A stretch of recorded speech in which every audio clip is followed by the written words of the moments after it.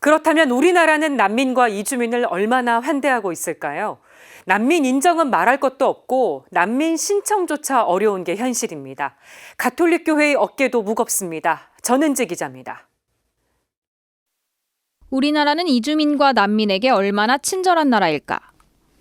우리신앙연구소가 우리와 같이 사는 이주민 이야기를 주제로 온라인 세미나를 열었습니다.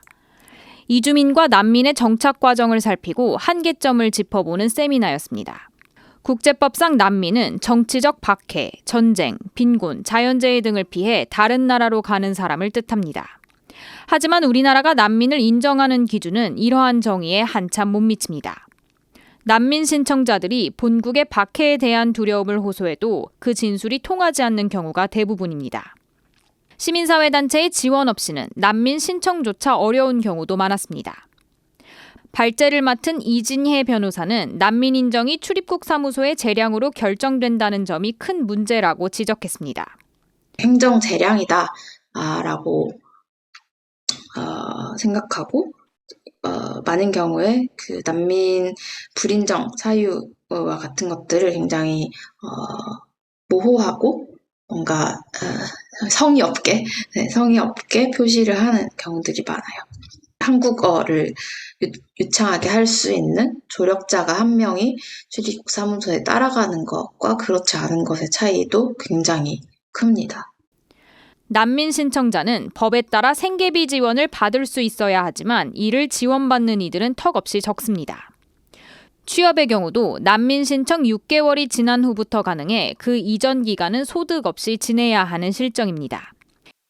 이진혜 변호사는 국내 출입국 사무소의 행정 절차는 난민 불인정을 목표로 하고 있다고 비판했습니다. 출입국 사무소의 행정 절차가 과연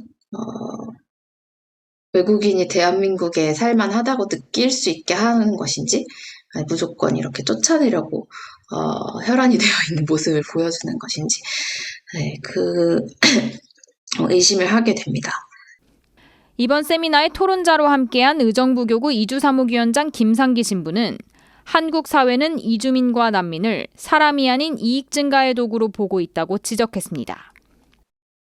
우리나라에 도움이 되는 사람들은 합법적으로, 소위 말하는 그런 합법적으로 체류 자격을 부여해주면서 단물을 빼먹을 때까지 빼먹고, 이제 그 단물이 빠질 때쯤이면 이제 국가에서는 어떤 법이나 어떤 시스템적으로 그들에 대한 어떤 지원이나 그들에 대한 뭐 정착 같은 그런 도움을 일절 주지 않는다라고 생각이 드는데요.